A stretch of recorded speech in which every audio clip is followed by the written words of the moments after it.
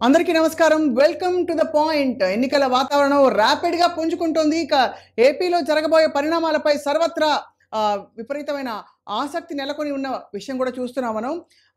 పనిచేసిన వాళ్ళకి అండ్ గెలిచే వాళ్ళకే టికెట్లు, ఇదే ప్రస్తుతం వైఎస్ జగన్ రాజకీయ ఎన్నికల వ్యూహంగా కనిపిస్తోంది. దానికోసం కొంతమంది అభ్యర్థుల స్థానాలు మార్చిన పరిస్థితులు చూసాం. కొంతమందికి అయితే టికెట్లు ఇవ్వకుండా పక్కన పెట్టిన పరిస్థితులు కూడా చూసాం. అందరికీ ఒకటే భరోసా అయితే ఇస్తున్నారు. ఏమిటంటే మీ రాజకీయ భవిష్యత్తు ఖచ్చితంగా వైసీపీ గెలుపుకి మీరు కనుక కృషి చేసి పనిచేస్తే అది నాకు వదిలేయండి అని చెప్పి హామీ అయితే ఇస్తున్నారు. అయితే స్పష్టమైన వ్యూహంతో ముందరకెళ్తున్నా కూడా అక్కడక్కడ ఒకళ్ళిద్దరు చిన్నపాటి అసంతృప్తులు వ్యక్తపరిస్తేనే ఒక వర్గం మీడియా దాన్ని దుమ్మెత్తిపోసి ఏదో జరిగిపోతోందన్న భావన కలిగిస్తూ రాస్తోంది పత్రికల్లో, అలాగే వాళ్ళ టీవీ ఛానల్స్లో వాళ్ళు ఇదే డిబేట్స్లో అంటున్నారు.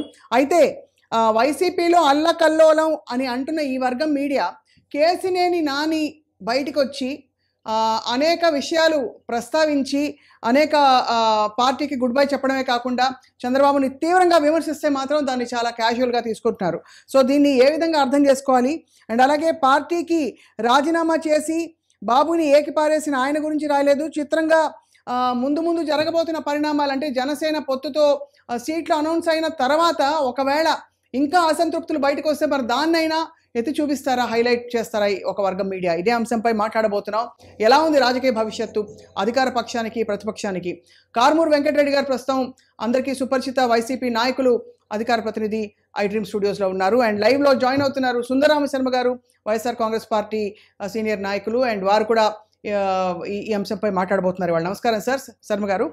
So first of all Venkatareddy garu మీతో మొదలు పెడదాం సార్. ఎందుకంటే ఈ జరుగుతున్న పరిణామాలను మీరు గమనిస్తున్నారు. ఎలా ఉంది అసలు? అంటే అసంతృప్తులు ఉన్నాయా మీ పార్టీ అధినాయకుడు కొంతమందిని పక్కన పెట్టడం వల్ల? స్వప్న గారు, ముందుగా మీకు, మా అన్న సుందరరామ శర్మ గారికి, అట్లానే ఐ డ్రీమ్ ప్రేక్షకులందరికీ నమస్కారాలు. ఒకటి, మేము 2019 ఎన్నికల్లో 175 అసెంబ్లీ స్థానాలకి, 25 పార్లమెంట్ స్థానాలకి ఒకేసారి అభ్యర్థులు అనౌన్స్ చేయడం జరిగింది. నాకు తెలిసి ఏ రాజకీయ పార్టీ కూడా ఈ ఆంధ్రప్రదేశ్ చరిత్రలో ఒకేసారి అభ్యర్థులు అనౌన్స్ చేసిన దాఖలాలు ఎప్పుడూ లేవు. ఇప్పుడు 170 సీట్లు ఉన్నాయనుకోండి, ముందు ఒక 50, తర్వాత మళ్ళీ కొన్ని రోజులు గ్యాప్ తీసుకొని ఇంకో 40, 50. తెలుగుదేశం అయితే 6 దఫాలుగాను 7 దఫాలుగాను రిలీజ్ చేసిన వాళ్ళు అధికారంలో ఉండి కూడా. కానీ మేము ఒకేసారి అభ్యర్థులు సెలెక్ట్ చేసాం. ఏ కాన్స్టిట్యున్సీలో ఎవరెవరు నిలబెట్టాలని. SC constituencies 29, ST reserved constituencies 7, 29 + 7 36. అంటే 36, 175లో 36 పోతే 139 నియోజకవర్గాల్లో బీసీ సామాజిక వర్గానికి 41 సీట్లు ఇచ్చాం. కాపు సామాజిక వర్గానికి దాదాపు 31 సీట్లు. ఏదైతే మిగిలిన వైశ్య, బ్రాహ్మణ, క్షత్రియ, రెడ్డి ఇలా అన్ని సామాజిక వర్గాలకి దాంట్లో అవకాశం ఇచ్చాం. ఈసారి జగన్మోహన్ రెడ్డి గారు మరికొంతమంది బీసీలకి అవకాశం ఇవ్వాలి. అది ఎమ్మెల్యేలుగా కావచ్చు, ఎంపీలుగా కావచ్చు. ఎందుకంటే మేము ఆల్రెడీ అసెంబ్లీలోనే ఒక చట్టం తెచ్చాం, ఎస్సీ, ఎస్టీ, బీసీ మైనార్టీలకు 50% నామినేటెడ్ పదవులు ఉండాలి అని చెప్పి.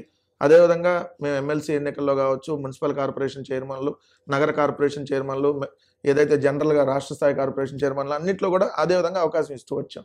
సామాజిక న్యాయానికి పెద్దపీట వేయాలి. వెనకబడినటువంటి వర్గాలకి ఎప్పుడు అవకాశం ఉన్నటువంటి వర్గాలను కూడా అసెంబ్లీలో కూర్చోబెట్టాలి, మేయర్ పదవుల్లో కూర్చోబెట్టాలి. ఎందుకంటే మీకు విజయవాడ నగరంలో నగరాలు అనేటటువంటి కమ్యూనిటీ ఉన్నటువంటి విషయం చాలా మంది రాజకీయ నాయకులకు తెలియదు, రాజకీయ నాయకులకు తెలియదు, జనరల్ పబ్లిక్కి అవగాహన తక్కువ. నగరాలు, బీసీలో నగరాలు అనేటటువంటి కమ్యూనిటీ. ఆ నగరాలు అనే కమ్యూనిటీలో ఒక మహిళను తీసుకొని వచ్చి విజయవాడ మేయర్గా చేశారు. రాజకీయ చైతన్యం కలిగినటువంటి విజయవాడలో, ఆంధ్రప్రదేశ్ రాష్ట్రానికి నడిబొడ్డుగా ఉన్నటువంటి విజయవాడలో ఎప్పుడు ఒకే సామాజిక వర్గాలకి మిగిలిన రాజకీయ పార్టీలు అవకాశం ఇస్తున్నటువంటి దాంట్లో ఒక బీసీ మహిళ, అది కూడా కమ్యూనిటీ ఉందని చాలా మందికి తెలియనటువంటి ఒక మహిళను తీసుకొని వచ్చి ఏదైతే అక్కడ కూర్చోబెట్టినటువంటి పరిస్థితి. అలానే ఇప్పుడు కూడా కొన్ని నియోజకవర్గాల్లో అభ్యర్థుల్ని మారుస్తూ కొన్ని వేరే సామాజిక వర్గాలకు అవకాశం ఇవ్వాలి. మీరు అన్నట్టుగా బీసీ సామాజిక వర్గం అత్యధికంగా ఉన్నటువంటి మంగళగిరి, అక్కడ మా పార్టీ 2014లో ఆలరామకృష్ణారెడ్డి గారిని పెట్టింది. సార్ 2019లో మారుద్దాం అనుకున్నటువంటి తరుణంలో అక్కడ మాజీ మంత్రిగా లోకేష్ పోటీ చేస్తున్నటువంటి సందర్భంలో సిట్టింగ్ అభ్యర్థిగా ఇచ్చాం. అప్పుడే మేము చెప్పాం నెక్స్ట్ ఎన్నికల్లో 2024లో ఖచ్చితంగా బీసీకి అవకాశం ఇస్తాం. అలానే ఇక్కడ పద్మశాలి సామాజిక వర్గానికి ఎమ్మెల్సీ కూడా ఇస్తామని చెప్పాం. ఎమ్మెల్సీ ఇచ్చాం, ఇచ్చిన మాట ప్రకారం ఎమ్మెల్యేగా వాళ్ళని నిలబెడతా అన్నాం. అదేవిధంగా గంజి చిరంజీవి గారిని అక్కడ ఈరోజు ఎమ్మెల్యే అభ్యర్థిగా నిలబెట్టబోతాం. సో ఇలా మీరు అన్నట్టుగా గౌడ సామాజిక వర్గాన్ని గుంటూరు జిల్లాలో మేము లాస్ట్ టైం అంటే అవకాశం లేదు. సామాజిక న్యాయం అనే సంకల్పం అర్థమవుతోంది. కానీ దీనివల్ల వచ్చే పరిణామాల గురించి వాళ్ళు మాట్లాడుతున్నాం. ఆ పరిణామాలని ఒక వర్గం మీడియా ఎత్తి చూపించి, అలాగే అక్కడ అంటే ప్రతిపక్షంలో పార్టీ నాయకులు అసంతృప్తి వ్యక్తపరిస్తే దాన్ని కంప్లీట్‌గా అసలు పక్కన పెట్టి చాలా లైట్‌గా తీసుకున్న పరిస్థితి గురించి మాట్లాడుతున్నాం. ఒక్క మాట మేడం, తర్వాత ఏ పరిణామాలు వస్తాయని వాళ్ళెవరో ఊహించి ఏదేదో మాట్లాడేసి మా ప్రభుత్వం మీదో లేదా మా పార్టీ మీద విమర్శలు చేస్తే అది వాళ్ళకి సంబంధించిన అంశం, వాళ్ళు చేసుకోనండి. ఎందుకంటే నిరంతరం మా మీద బురద జల్లుతూ ఉంటారు. మేము ఒకటే క్లియర్, మేము పెట్టుకున్న టార్గెట్ 175. రైట్. ఆ 175 గెలిచేటటువంటి దాంట్లో భాగంగా సామాజిక వర్గాలకు కూడా పెద్దపీట వేయాలి. రైట్. అంటే ఏదో అన్ని ఒకటే సామాజిక వర్గానికి ఇచ్చేసి లేదంతా డబ్బున్నాళ్ళకి ఇచ్చేసి ఎప్పుడు ఇవ్వనటువంటి సామాజిక వర్గాలకు అసలు ఇవ్వకుండా నిజమైన సామాజిక న్యాయం చేస్తూ మొత్తం సీట్లు గెలవాలి, ఈ రాష్ట్రంలో కొత్త చరిత్ర సృష్టించాలనేది వైఎస్ఆర్ కాంగ్రెస్ పార్టీ లక్ష్యం. ఆ దిశగా మేము అడుగులు వేస్తాం. రైట్. సుందరరామ శర్మ గారు, నిజంగానే ఇప్పుడు అంటే మీ పార్టీలో అసంతృప్తులు బాగా మొదలైపోయాయి, బాధలు ఉన్నాయని చెప్పి, కష్టాలు అంటే మీకు మీరే, మీ నాయకులే మీకు అడ్డుపడుతున్నారని చెప్పి ఈ చందంగా ప్రతిపక్ష మీడియా రాయడం అన్నది, దానిపై మీ కామెంట్ ఏంటి సార్? అలాగే నిన్న జరిగిన అంటే కేసీఆర్ నాని గారి కామెంట్స్ గురించి, దాని గురించి మీ స్పందన ఏంటి సార్? మేడం, మీకు మా బ్రదర్ వెంకటరెడ్డికి నమస్కారం. ఒకటి, మీరు అంటున్నట్టుగా ఇవాళ ఆంధ్రప్రదేశ్లో ఎంతటి దురదృష్టకరమైనటువంటి రాజకీయం ఉందంటే, 45 సంవత్సరాల ఒక రాజకీయ ప్రాంతీయ పార్టీ ఆంధ్రప్రదేశ్. అంటే ప్రాంతీయ పార్టీ అంటే జాతీయ పార్టీ అధ్యక్షుడు, జాతీయ పార్టీ కార్యదర్శి అంటాడు, కానీ వాళ్ళకి ఎక్కడ జాతీయంగా ఏమీ లేదు. కాబట్టి నేను ప్రాంతీయ పార్టీ అనేటువంటి టీడీపీ 43 సంవత్సరాలు 78లో ఎమ్మెల్యేగా గెలిచినటువంటి ఒక చంద్రబాబు నాయుడు ఇవాల్టి రోజున నిన్న కాక మొన్న వచ్చి 2011లో కాంగ్రెస్ పార్టీని ఎదిరించి వచ్చి 5 లక్షల మెజారిటీ తోటి గెలిచినటువంటి ఒక చిన్న, అంటే తన కొడుకుతోటి సమానమైనటువంటి తన స్నేహితుడి కొడుకు చేతిలో కూడా మళ్ళా రెండోసారి పరాభవం అనుభవించడానికి మనసు ఒప్పక, తెలిసి పరాభవం జరగబోతోంది అని తెలిసి బాధపడుతున్నట్టుగా ఉందే తప్ప ఇంకా వేరే ఏమి లేదు. అయితే ఆయనకు పరాభవం తప్పదు అని చెప్పని తెలిసినటువంటి పచ్చ మీడియా, ఈ దుష్ట చతుష్టయం ఇవాటి రోజున అదే వయసులో ఉన్నారు వాళ్ళందరూ కూడా. ఒకప్పుడు రాజశేఖర్ రెడ్డి గారితో ఇదే ఆంధ్రజ్యోతి, ఇదే ఈనాడు, ఇదే చంద్రబాబు నాయుడు గారు, ఇదే ఇంకా వాళ్ళ పేర్లు చెప్పకపోయినటువంటి భారతీయ జనతా పార్టీ అగ్రగణ్యులు, వీళ్ళందరూ కూడా ఆ రోజున రాజశేఖర రెడ్డి గారి మీద వారి యొక్క ఇది చెప్తే, ఆ తర్వాత ఆయన కొడుకైనటువంటి జగన్మోహన్ రెడ్డి గారి చేతిలో కూడా పరాభవం తప్పదు అనేటువంటి ఉద్దేశంతో వాళ్ళ రోజున పచ్చ మీడియా రాస్తున్నటువంటిది నిజంగా చాలా జర్నలిజానికి కూడా అసలు అంత చిక్కనటువంటి పరిస్థితికి ఏర్పడిన మాట వాస్తవం. రైట్. అయితే మీరన్నట్టుగా జగన్మోహన్ రెడ్డి గారు 69 మందిని మారుస్తున్నారు. 69 మందిని మార్చాలి, ఇది ఆన్ రికార్డు ఉన్నటువంటిది చెప్తున్నాం. 69 మందిని మార్చాలి. 10 మంది మంత్రుల మీద ప్రజలలో అసంతృప్తి ఉన్నది. ఇది నేను చెప్పట్లేదు. డిసెంబర్ 2022న TV5 అనేటువంటి చోట ఒక వీళ్ళు ఇచ్చినటువంటిది వాళ్ళు ప్రసారం చేశారు. దాని ప్రకారం ఇవాళ జగన్మోహన్ రెడ్డి గారు వాళ్ళనే తీసుకుంటున్నా. ఎందుకంటే ప్రతిపక్షాలు కూడా మనల్ని కరెక్ట్ చేస్తాయి అని చెప్పి అనుకుంటుంటాం. మన శత్రువే మనకి సరిగ్గా దుక్సూచి అని అనుకుంటూ పోయేటట్టుగా జగన్మోహన్ రెడ్డి గారు ఏ మినిస్టర్ల మీద అసంతృప్తి ఉంది, ఎంతమంది ఎమ్మెల్యేల మీద అసంతృప్తి ఉంది, ఎంతమంది ఎమ్మెల్యేలు ప్రజలకు దూరంగా ఉన్నారు, ఇవన్నీ కూడా తెలుసుకుని ఇవాళ రోజున మార్పులు చేర్పులు చేస్తున్నారు. ఆ రోజున ఏమనుకున్నారంటే వాళ్ళు 69 మందిని ఈయన మారిస్తే డెఫినెట్ గా ఏదో జరుగుతుంది అని చెప్పి భయపడి ఆ రోజున అవన్నీ ప్రసారం చేశారు. కానీ ఈయన ఆయనకున్నటువంటి ఇది తోటి వాళ్ళని వాళ్ళ మార్పులు చేర్పులు చేస్తుండేసరికి ఒక్కసారి తట్టుకోలేనటువంటి పరిస్థితి మాత్రం ఉన్నమాట వాస్తవం. అందుకనే మాకు 40 మంది టచ్ లో ఉన్నారు, వాళ్ళందరినీ తీసేస్తున్నారు. అందుకనే జగన్మోహన్ రెడ్డి గారు తన ప్రతి మీటింగ్ లోనూ చెప్పారు, మీ యొక్క ప్రోగ్రెస్ కార్డు సరిగా లేదు, జాగ్రత్తగా వెళ్ళండి, గడప గడపకే వెళ్ళండి, ఇవన్నీ చెప్పుకుంటూ వచ్చారు.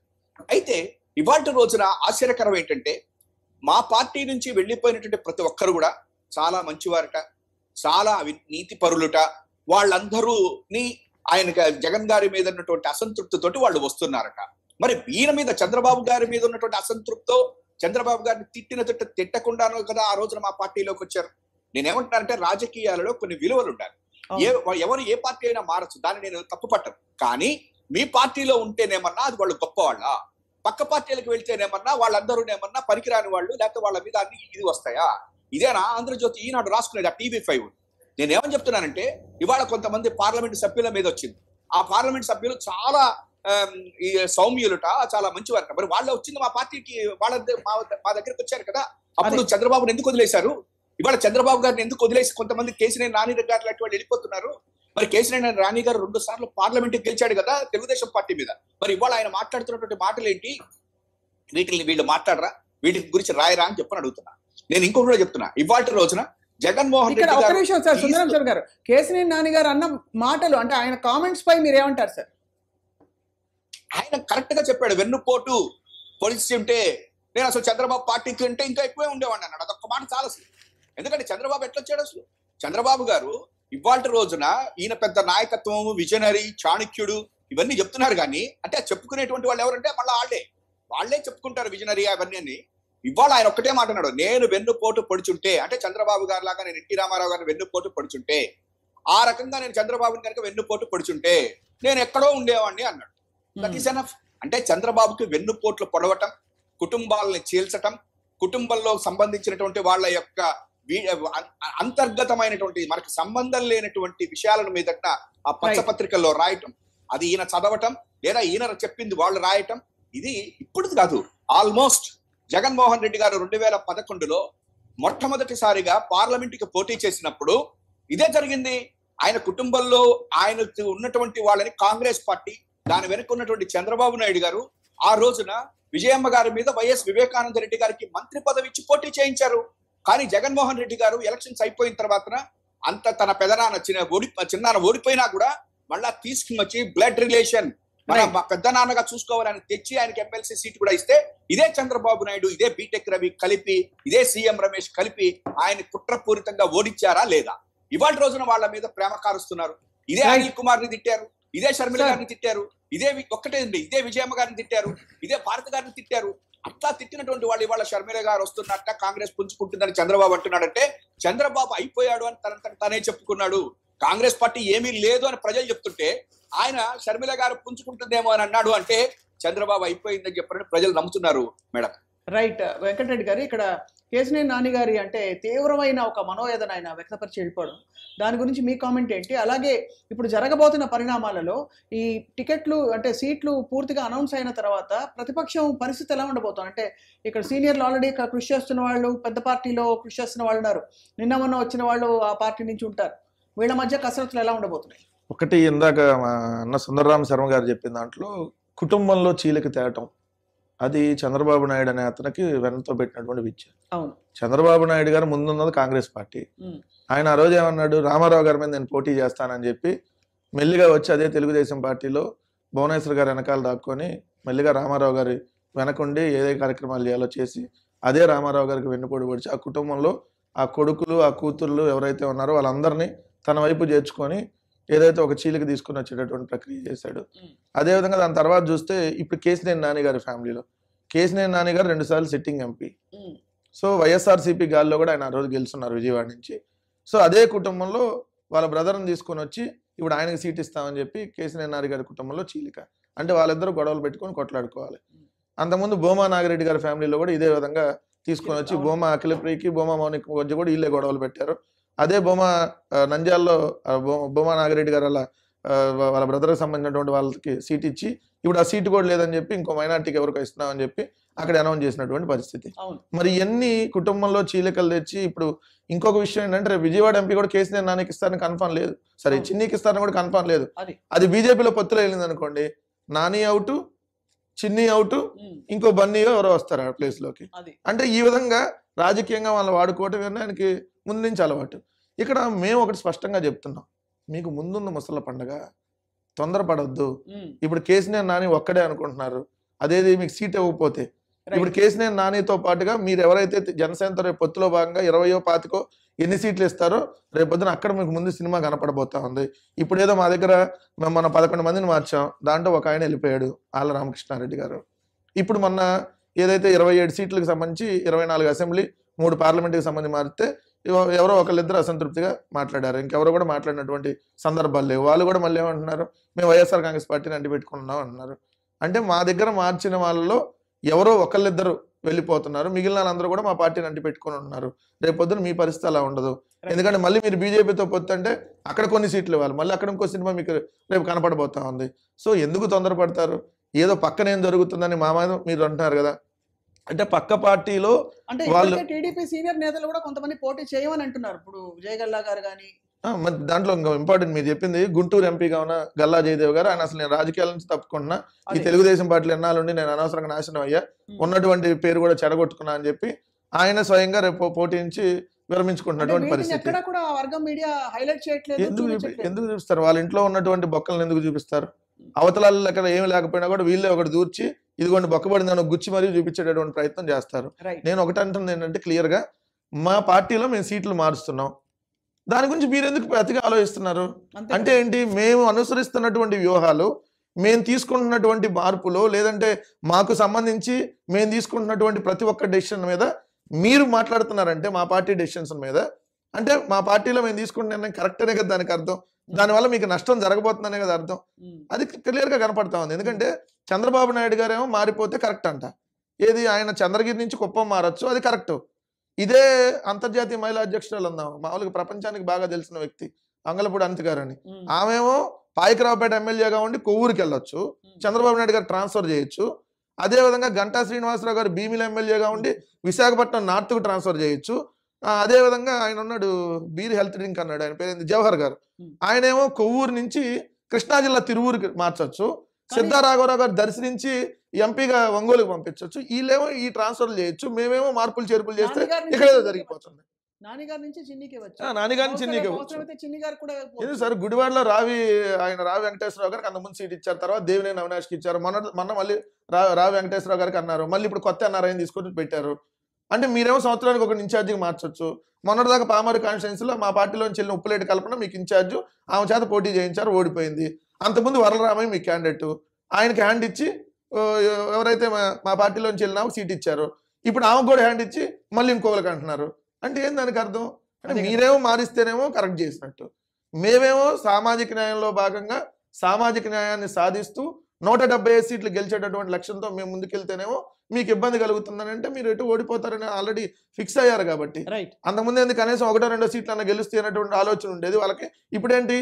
ఇన్ని మార్పులు చేయటం వల్ల జగన్మోహన్ రెడ్డి గారు తీసుకున్న నిర్ణయాలు కరెక్ట్ అని చెప్పి వైఎస్ఆర్సీపీతో పాటు ఆంధ్రప్రదేశ్ రాష్ట్ర ప్రజానికం అంతా అంటున్నారు కాబట్టి వాళ్ళకి ఇప్పుడు ఈరోజు ఇబ్బందికర పరిస్థితులు ఏర్పడ్డాయి. అందుకనే వాళ్ళు మా మీద లేనిపోయినన్ని చెప్పి ఏదో విధంగా ఈ ప్రభుత్వం మీద వ్యతిరేకత ఉంది, లేని అన్ని ఉన్నట్టుగా రాసి, వాళ్ళు ఎవరు నిన్న ఒకటి రాశారు. మేము అంత ఆశ్చర్యం అంటే, పలానా ఎమ్మెల్యేనంట ఎందుకు మీరు చంద్రబాబు నాయుడు గారిని తిట్టట్లేదని మేము అడిగామంట. అంటే మధ్యలో ఈయన రాధాకృష్ణ లేదంటే రామోజీరావు మధ్యలో ఉన్న మీడియేటర్గా ఉన్నారు, వాళ్ళిద్దరి మధ్యలో మాట్లాడేటప్పుడు ఎవరైనా ప్రభుత్వం తీసుకుంటున్నటువంటి దాని మీద పాజిటివ్గా ప్రజల్లోకి తీసుకెళ్లాలి, ఏదైతే ప్రతిపక్షాలు చెప్తున్నటువంటి మనం సమర్థవంతంగా తిప్పికొట్టాలని ఏ నాయకుడైనా ఎవరికని చెప్తారు. Basic point, basic point. దాన్ని మొన్నటిదాకా ఏం రాశారు? వైఎస్ఆర్ కాంగ్రెస్ పార్టీకి సీట్లు తీసుకోవడానికి ఎవరూ లేరు, అసలు మొత్తం ఖాళీ అయిపోయింది. మళ్ళీ ఒక 10 రోజుల తర్వాత పేపర్ చూస్తే 100 కోట్లు అడుగుతున్నారు, 140 కోట్లు అడుగుతున్నారు. అమ్మో ఇంత డబ్బులు కాంపిటీషన్ ఉంది ఇక్కడ. మొన్నటిదాకా ఎవరు లేరన్నారు, ఇప్పుడేమో ఇంత డబ్బులు అన్నారు. అంటే ఇష్టం వచ్చినట్టుగా, అంటే వాళ్ళు రాసిన పత్రికలో తెల్లారి మర్చిపోతారు. రైట్. సుందరం శర్మ గారు, ఇప్పుడు అంటే రాబోయే రోజుల్లో సార్ ఈ కాంగ్రెస్ పార్టీ పరిస్థితి ఎలా ఉండబోతోందని మీ అంచనా? మొన్న ఆల్రెడీ ఇదే అంశంపై మనం మాట్లాడాం కొంతవరకు ఐ డ్రీమ్ స్టూడియోస్లో. మీరు బహుశా ఆ రోజు రాలేదు, అంతకు ముందు రోజు వచ్చారు. కానీ కాంగ్రెస్ పార్టీ తెరపై ఉండడం అన్నది, అలాగే సొంత కుటుంబంలో షర్మిల గారు కూడా ఇప్పుడు కాంగ్రెస్ పార్టీలో చేరడం అన్నది, దీనిపై కూడా సర్వత్రా విమర్శలు వెలువెత్తుతున్నాయి. అంటే ఒకే కుటుంబాన్ని చీల్చింది కాంగ్రెస్ పార్టీ అని చెప్పి. మీ కామెంట్ ఏంటి సార్ దీనిపై?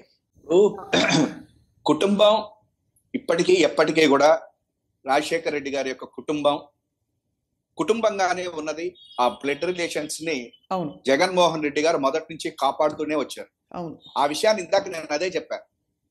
తన తల్లి మీద ఆ రోజున పోటీ చేసినప్పుడే వివేకానంద గారి పార్టీలోకి చేసుకుని ఆయనకి ఎమ్మెల్సీ దాకా ఇవ్వాలి అని వెళ్ళినటువంటి రోజునే జగన్మోహన్ రెడ్డి గారి యొక్క వ్యక్తిత్వం, అంటే తన కుటుంబం, దాని మీద ఉన్నటువంటి ప్రేమ అభిమానాలు ఆ రోజునే ప్రజలకు తెలిసిపోయాయి. అయితే ఇవాళ కుటుంబం ఏంటంటే ఆ రోజున ఎన్టీ రామారావు గారిని కుటుంబం మొత్తం వెన్నుపోటు పొడిచి ఆయనని రోడ్డు మీద పడేస్తే, ఇవాళ ఒక ఆమె, అంటే పేరు కూడా చెప్పుకోవచ్చు మనం, ఒక ఆమె 3 లక్షల చెక్కు పట్టుకుని నిజం గెలవాలి అనుకుంటూ రోడ్డు మీద పడినారు మన భువనేశ్వరి అక్క.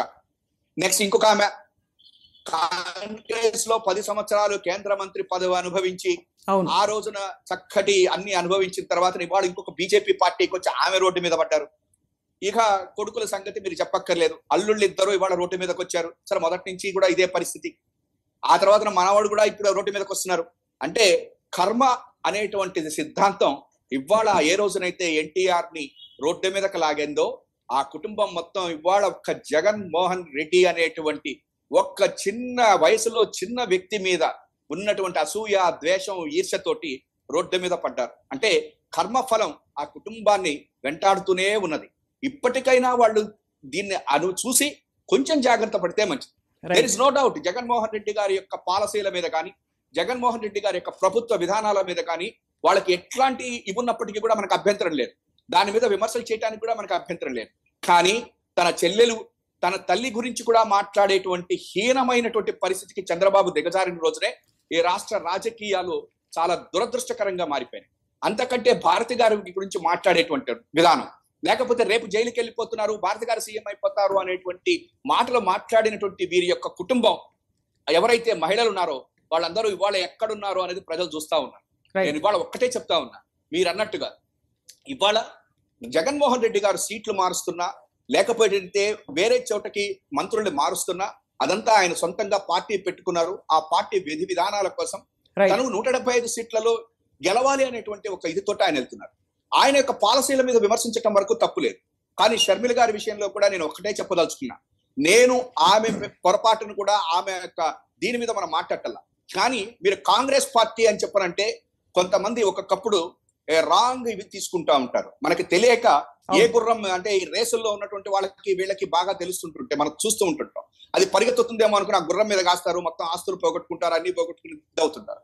అట్లా ఇవాళ షర్మిలమ్మ గారు మాత్రం పాపం ఏమీ లేనటువంటి ఆ కాంగ్రెస్ మీదకి వెళ్ళిపోయేసేసి బహుశా రాజకీయంగా ఆమె చాలా ఇబ్బందులు పడతారేమో డెఫినెట్ గా అని చెప్పని నాకు అనిపిస్తుంది. కాంగ్రెస్ పార్టీ రాష్ట్రంలో ఏమీ లేదు. రాజ్యాంగ కాంగ్రెస్ పార్టీని భూస్థాపితం చేయమన్నటువంటి చంద్రబాబు నాయుడు 2018లో ఎప్పుడైతే కాంగ్రెస్ తోటి కలిశాడో ఆ రోజున తెలంగాణలో భూస్థాపితం అయిపోయింది. ఎప్పుడైతే చంద్రబాబుని దూరంగా పెట్టారో సరే ఏదో 4-5 సీట్లతోటి మొత్తం మీద అక్కడ అధికారంలోకి వచ్చి చంద్రబాబుని నమ్ముకున్నటువంటి బాగుపడినటువంటి వాడు రాజకీయాల్లో ఇక్కడ వరకు ఆంధ్రప్రదేశ్ లో ఎవరు లేరు. అయితే షర్మిల గారు వెనక కూడా ఇవాళ ఎవరున్నారు అనేటువంటిది మాత్రం ప్రజలు ఆలోచించేస్తున్నారు.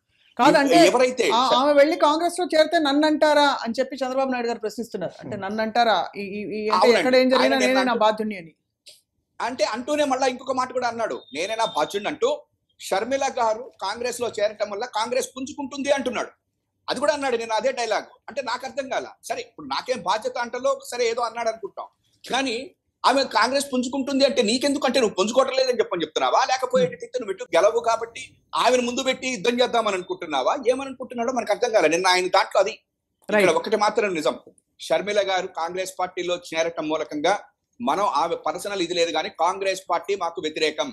కాంగ్రెస్ పార్టీ విధి విధానాలని, కాంగ్రెస్ పార్టీ చేసిన కుట్ర కుతంత్రాలతోటి జగన్మోహన్ రెడ్డి గారు ఏ రకంగా జైలుకు పంపించారో దాని వెనక ఉన్నటువంటి చంద్రబాబు నాయుడిని మాత్రం వదిలేటువంటి ప్రసక్తే లేదు. ఆ పార్టీకి రాహుల్ గాంధీ వచ్చినా, ఇంకొక సోనియా గాంధీ గారు వచ్చినా, లేకపోతే చంద్రబాబు వెనకాల ఉన్నప్పటికీ కూడా కాంగ్రెస్ పార్టీ రాష్ట్రానికి చేయాల్సినంతటి అన్యాయం చేసింది, జగన్మోహన్ రెడ్డి గారికి చేసింది. జగన్మోహన్ రెడ్డి గారి వెనకున్నటువంటి ఈ సైన్యం ఎవ్వరం కూడా ఎట్టి పరిస్థితుల్లో నా పార్టీ యొక్క నాయకులు ఎవరు వచ్చి ఎవరు మాట్లాడినా వదిలేది మాత్రం లేదు. చంద్రబాబు వెనకున్నాడు అనేటువంటిది మాత్రం అది వాస్తవం.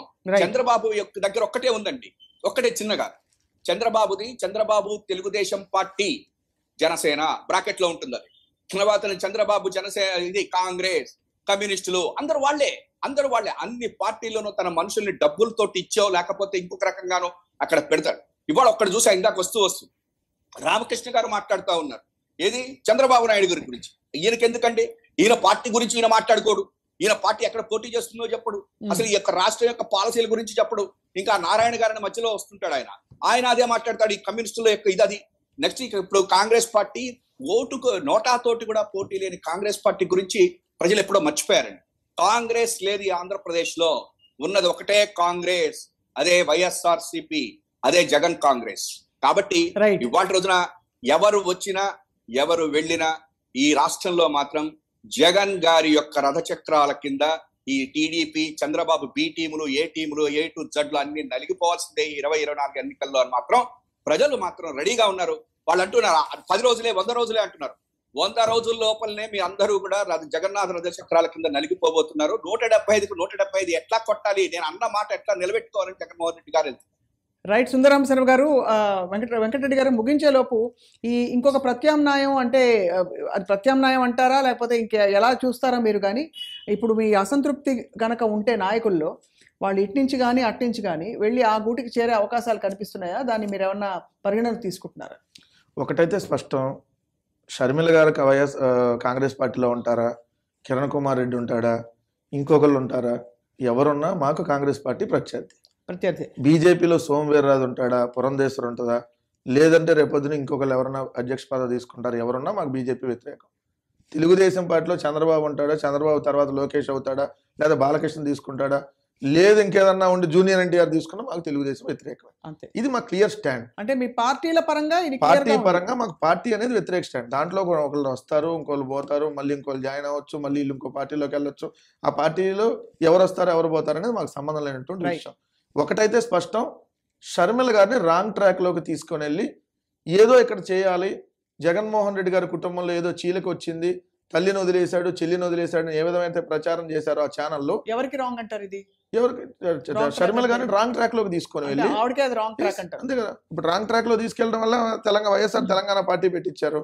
పెట్టిన తర్వాత ఏమైంది, ఆ పార్టీ పెట్టగానే ఏ ఛానల్కి ముందెళ్ళి ఇంటర్వ్యూ ఇచ్చింది, ఆ 2 పత్రికలు మనకు వ్యతిరేకం అని చెప్పి ఏదైతే రాజశేఖర రెడ్డి గారు సాక్షాత్తు అసెంబ్లీ సాక్షిగా చెప్పారో, వైఎస్ఆర్ అభిమానులందరూ నిత్యం అసహించుకునేటటువంటి ఆంధ్రజ్యోతితో ఆ ఛానల్లోకి వెళ్ళి ఆమె ఇంటర్వ్యూలు ఇచ్చినప్పుడు నిజమైనటువంటి వైఎస్ఆర్ అభిమానులందరూ కూడా ఏంటి షర్మిల గారు ఎట్లా చేశారు, అసలు ఆంధ్రజ్యోతికి వెళ్ళి ఇంటర్వ్యూ ఇవ్వటం ఏంది, ఆ రాధాకృష్ణ ముందు కూర్చొని ఏం ఇంటర్వ్యూ ఇవ్వటం ఏంది, something is going on. So ఖచ్చితంగా ఒక రాంగ్ డైరెక్షన్ లో తీసుకుని వెళ్తున్నారని చెప్పి 3 సంవత్సరాల క్రితం అప్పుడైతే పార్టీ పెట్టిందో ఆ పార్టీ పెట్టినప్పుడు ఒక క్లియర్ ఇండికేషన్ ఉంది.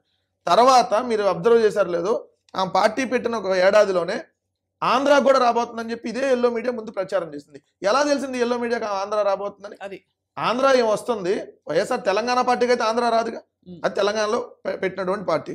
సో ఆంధ్ర వస్తుందని చెప్పి ప్రచారం చేశారు అన్న, ఆంధ్ర వస్తుందని ప్రచారం చేశారు. అంటే ఏంటి, ఎవరో తెరనక నడిపించారు, ఆ నడిపించిన దాంట్లో భాగంగా ఒక విపరీతమైన పబ్లిసిటీ ఇస్తూ ఏదైతే జగన్మోహన్ రెడ్డి గారి మీద నిరంతరం వ్యతిరేకంగా కథనాలు ప్రచారం చేస్తుంది ఏ మీడియా, అదే ఎల్లో మీడియా. మొన్న ఎవరి ఫ్లైట్ లో వచ్చింది, సీఎం రమేష్ ఫ్లైట్ లో. వీళ్ళు ఇప్పుడు బీటెక్ రవి ఫోటో దిగి ఆల్ ది బెస్ట్ శుభాకాంక్షలు చెప్పటమైంది. ప్రత్యర్థి పార్టీ వాళ్ళు ఎవడన్నా ఆల్ ది బెస్ట్, మీరు పార్టీ పెడితే ఆల్ ది బెస్ట్ చెబుతారని నాకు అర్థం కాల. మరి దీన్ని వెనక ఎవరున్నట్టు, జగన్మోహన్ రెడ్డి గారికి ఏదో అయిపోతుందని ప్రచారం చేస్తే నేను ఒక్కటైతే క్లోజ్ చేసామని చెబుతాను. నాకు బాగా గుర్తు, 2011లో జగన్మోహన్ రెడ్డి గారు పార్టీ పెట్టే ముందు బండు రాజీనామా చేయగానే ఇదే మీడియా అంతా అరే జగన్మోహన్ రెడ్డి ఏంది రాజీనామా చేశాడు, సోనియా గాంధీ నేతృత్వంలో చిన్న విషయం, జగన్మోహన్ రెడ్డి పని ఖతం అన్నారు. తర్వాత జగన్మోహన్ రెడ్డి గారు జైలుకి వెళ్ళగానే జైలుకి వెళ్ళాడు, ఇంక పని ఖతం, మొత్తం అయిపోయింది వైఎస్ఆర్ కాంగ్రెస్ పార్టీ అన్నారు. తర్వాత 2014 ఎన్నికలప్పుడు చాలా రోజులు జైల్లో ఉంటే అమ్మో ఇన్ని నెలలు జైల్లో ఉన్నాడు, ఇంకా బయటకు రాడు, ఈ పార్టీ ఖతం అన్నారు. 2014 ఎన్నికలకు ముందు ఏదైతే బీజేపీ అమ్మో నరేంద్ర మోడీ ప్రధాని అవుతున్నాడు, పవన్ కళ్యాణ్ చంద్రబాబు వీళ్ళందరూ అధికారంలోకి వచ్చేస్తున్నారు కానీ జగన్మోహన్ రెడ్డి గారి పార్టీ ఖతం అన్నారు. సరే మేము అపోజిషన్లోకి వచ్చాం 67 సీట్లు. ఈ అపోజిషన్లో వచ్చిన వైఎస్ఆర్ కాంగ్రెస్ పార్టీ బలమైన అపోజిషన్గా వచ్చింది. సో దీన్ని బలహీనపరిచి పార్టీని ఎలా అయినా నాశనం చేయాలని ప్రయత్నించారు. దాంట్లో 5గురిని ఒకసారి 4గురిని ఒకసారి ఇట్లా దఫదఫాలుగా 23 మందిని తీసుకొని ఎమ్మెల్యేలు అందరూ వెళ్ళిపోతుంటే జగన్మోహన్ రెడ్డి గారి దగ్గర నుంచి ఎమ్మెల్యేలు అందరూ వెళ్ళిపోతున్నారు, రేపో మాపో ఇది మొత్తం అయిపోయింది ఈ పార్టీ పని అని చెప్పారు. ఇదంతా అంటే అప్పటి నుంచి జరుగుతున్న విష ప్రచారంలో ఈ ట్రాక్ లో చూడండి అది ఎంత దూరం అంటే, ఇది అయిపోగానే జగన్మోహన్ రెడ్డి గారి దగ్గర 23 మంది వెళ్ళిపోగానే ఇక అయిపోయింది అన్నారా. పాదయాత్ర జగన్మోహన్ రెడ్డి గారు చేస్తుంటే ఒక 1000 కిలోమీటర్ల దాకా అసలు పబ్లిసిటీ ఇవ్వాల, ఇదే షోకాల్డ్ మీడియా 1000 కిలోమీటర్ల దాకా పబ్లిసిటీ ఇవ్వాల. తర్వాత టీఆర్పీ రేటింగ్ల కోసం, ఎందుకంటే పబ్లిక్ లో విపరీతమైన వచ్చింది కాబట్టి. తర్వాత 2019 ఎన్నికల్లో మేము ఇంత మెజార్టీతో గెలిచినా కూడా జగన్మోహన్ రెడ్డి గారి పని అయిపోయిందని రాస్తున్నారు. ఏది రేపు జైలుకి, ఎల్లుండి జైలుకి వెళ్తే ముఖ్యమంత్రి ఎవరు, ఆ ఉత్తరాంధ్ర మంత్రి దగ్గర 20 మంది ఎమ్మెల్యేలు, రాయలసీమ మంత్రి దగ్గర 15, ఎంపీ దగ్గర 10 మంది, మొత్తం అదే రాష్ట్రపతి పాలన పెట్టేస్తున్నారు. ఆర్టికల్ 360, అసలు ఈ ప్రభుత్వం కూలిపోతుంది. అరే కూలిపోయింది అన్నారు, 4 నెలలు ఎన్నికలు వస్తున్నాయి బాబు అంటే ఇంకా కూడా కూలిపోతుంది అంటారు. ఇప్పుడు ఎవరు, ప్రశాంత్ కిషోర్ వెళ్ళిపోయాడంట, మా పార్టీ పని అయిపోయిందండి. ఏది మేము డబ్బులు ఇచ్చి కన్సల్టెంట్ గా పెట్టుకున్నాను, ఇంకోళ్ళు డబ్బులు ఇస్తే వాళ్ళ దగ్గర పోతే మా పని అయిపోయినట్ట. మా దగ్గర 4 ఎమ్మెల్యేలు మేము సీట్ లేదంటే మా పని అయిపోయినట్ట. మీరు లేదు మా దగ్గర లేదు శర్మ మేడం. గారు ఇప్పుడు మా దగ్గర పనిచేసిన కార్యకర్త నిజంగా సిన్సియర్ కార్యకర్త లోకల్లో ఏదో ఆ నాయకులతో ఇబ్బంది వచ్చి ఆయన ఏదో మారిపోయాడు అనుకో, మా పని అయిపోయిందంట. ఇప్పుడు కేసీఆర్ నాన్నగారు వెళ్ళిపోయారు, టీడీపీ నేతలందరికీ బస్ టికెట్లు బంద్. ఆయన మామూలుగానే బస్ టికెట్లు కాదు మేడం, మామూలుగానే తెలుగుదేశంలో టికెట్ తీసుకోవడానికి ఎవరు లేకే కదా. మా దగ్గర వెళ్ళిపోయిన కోటరెడ్డి వాళ్ళ క్యాండిడేట్, మా దగ్గర నువ్వు వద్దమ్మా అని దండం పెట్టి ఉండవలసి ఇదే ఎంపీగా పోటీ చేయబోతుందని చేస్తున్నారు వాళ్ళు. మా దగ్గర వద్దు మీకు సీట్ లేదని ఆనం వాళ్ళ దగ్గర క్యాండిడేట్, మా దగ్గర లేదు మీకన్నా ఎవరైతే మేకపాటి వాళ్ళందరూ వాళ్ళకి అభ్యర్థులు. అంటే ఏంది, 45 సంవత్సరాల రాజకీయ జీవితంలో 175 సీట్లకి క్యాండిడేట్లు లేక జనసేనలకు 10 లేదంటే బీజేపీ వాళ్ళకు ఒక 5, ఇంకా వస్తే కాంగ్రెస్ వాళ్ళకు 2-3, ఇంకా కమ్యూనిస్ట్ వాళ్ళకు 2-3, ఇంకా వైఎస్ఆర్సీపీ నుంచి 20 మంది వస్తే 20 మందికి ఇస్తాం, 30 మందికి వస్తే 30 మందికి ఇస్తాం, అవసరమైతే కొడుక్కి ఇస్తాం, తండ్రికి ఇస్తాం అని ఆఫర్ చేస్తున్నారంటే ఏంది ఇంకా మీ పార్టీ నాకు అర్థం కాదు. మీరు మళ్ళీ మా మీద విమర్శలు చేయటం ఏంది? ఒకటైతే చెప్తా, మీరు జగన్మోహన్ రెడ్డి గారి పని ఎంత అయిపోయిందని రాస్తా ఉండండి, మా బలం అంత పెరుగుతా ఉంటది. మాకు ప్రత్యర్థులుగా ఒక్కరుంటే నాకు కిక్ ఉండదు, ప్రత్యర్థులు 10 మంది ఉంటేనే మా బలం ఏంటో మేము చూపించడానికి అవకాశం ఉంటుంది. అందరూ కట్టగట్టుకొని గుంపుగా లైన్ గా నిలబడరండి, ఒకటి ముందు నుంచి ఒకటి వెనక నుంచి, ఒకటి దొంగతనంగా మేము వాళ్ళతో కలిసిలేము అని రాత్రిపూట కలిసి ఉండి పగలు విడిపోయినట్టుగా ఎట్లొద్దు, ఓపెన్ గా కలిసి రండి. ఇక్కడ మాత్రం మేము ఒక్కడగానే నిలబడతాడు, ఆయన పేరే జగన్మోహన్ రెడ్డి. అదే రైట్. సుందరం శర్మ గారు అండ్ వెంకటరెడ్డి గారు ధన్యవాదాలు. ఇవాళ చాలా రసవత్తరమైన చర్చ జరిగింది అండ్ రాబోయే రోజుల్లో అఫ్ కోర్స్ దీని పర్యవసానాలు ఏ విధంగా ఉండబోతున్నాయి అండ్ పండగ తర్వాత కూడా ముందుంది కదా అసలు పండగ అని చెప్పి అంటున్నారు. వేచి చూద్దాం ఎలా జరుగుతుందని చెప్పి. ధన్యవాదాలు సార్, నమస్కారం and thank you all for watching to the point.